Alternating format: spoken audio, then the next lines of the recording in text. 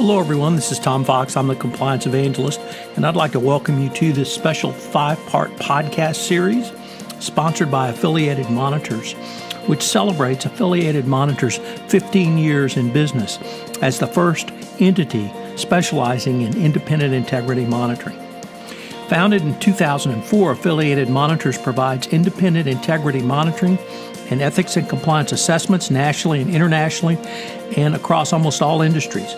With its knowledge of effective ethics and compliance programs and cultures, Affiliated Monitors is respected for its work as the corporate monitor on matters ranging from multinational corporations to small and mid-sized companies and even individuals. Having served in nearly 750 monitorships, no one has more experience as an independent monitor than the team at Affiliated Monitors. For more information on how an independent monitor can help improve your company's ethics and compliance programs, visit this podcast series sponsor, Affiliated Monitors, at www.affiliatedmonitors.com. In this special 5-part podcast series, I visit with Rod Grandin. Rod is the Managing Director of Monitoring Services for Affiliated Monitors in the Washington, D.C. area. We take up the timely topic of federal contractor responsibility for compliance and ethics. It's a fascinating 5-part series which includes an introduction to the topic, what the government expects in compliance and ethics, how small business programs may have certain flexibilities, why are people still talking about compliance and ethics programs in the federal contracting space, and we conclude with a fascinating exploration of Rod's thoughts on how to keep your compliance program fresh.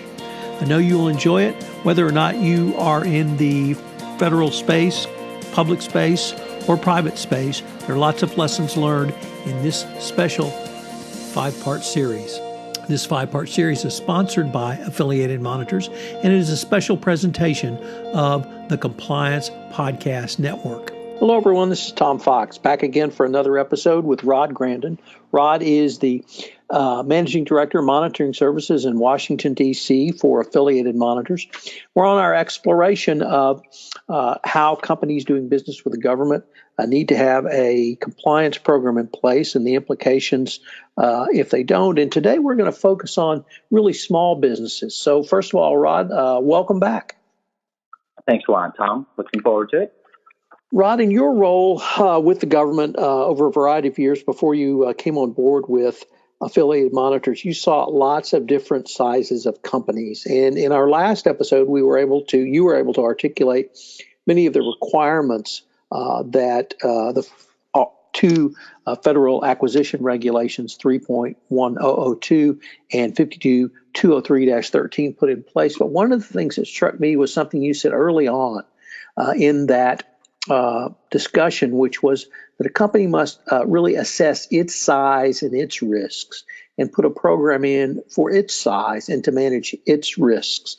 So what I really wanted to do today is explore that, because it's certainly one thing for Lockheed Martin to have a robust compliance program, but that certainly might be very different for a company providing a much more limited scope of services or products to the government. So I was wondering if you could maybe start with some thoughts around that.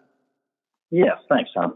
So, the bottom line is, in my experience as a suspending and debarring official, in my experience in the government side of business, what my observation, this is just my observation, our major Air Force contractors, our major primes, very much understood the obligation to have in place an effective ethics and compliance program.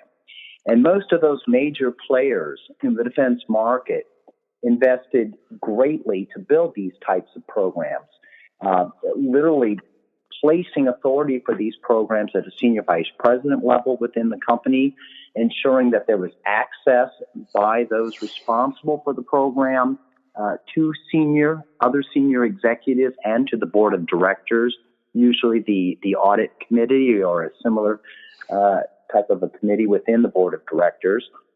They literally hired or brought together compliance officers throughout their worldwide operations. And then a lot of them also figured out that they could use other people within the workforce to help with the messaging, both down and up. my view is that the major defense contractors have done a very good job putting these programs in place. They have also, through organizations and on their own, have tried to promote these type of programs throughout the supply chain. And frankly, there's been sort of mixed success with this effort. My view, again, and this is just my view, is that the closer a business is in that supply chain to one of those major primes, the more likely, well, one, the more likely it's a larger business concern, but also the more likely that it's going to have a program, an ethics and compliance program in place that is patterned after or very similar to the primes. As you move down that supply chain and get lower into the supply chain, you start encountering businesses that are much smaller in scope and in revenue. And there's a host of small business concerns that populate that lower tier of major manufacturing area. In that area, there's still a gap. Again, my view, there's still a tremendous gap within the small business community. Now, a couple of reasons for that gap. First, there's this provision, as we discussed in the last episode, of the regulation, that Federal Acquisition Regulation 52.203-13, which is entitled Contractor Code of Business Ethics and Conduct, that exempts small business concerns from having to have in place an ethics awareness and compliance program, an appropriate internal control system. It exempts these small businesses from these programs. Now, as I alluded to in that broadcast, businesses take that route at their own peril. My view is the suspending and barring an official is, you can call it whatever you like, but ultimately contractors, large and small, had to have in place effective programs to promote integrity within the workforce. Now, the point is that these are scalable efforts. What is useful and necessary for a large defense contractor is not the same as required for a small business concern. A large business contractor is going to have to hire, in many cases, legions of people to run its program. It's going to have in place a very sophisticated process for communicating expectations, for providing training, and for developing metrics of effectiveness. Not so with small business concerns.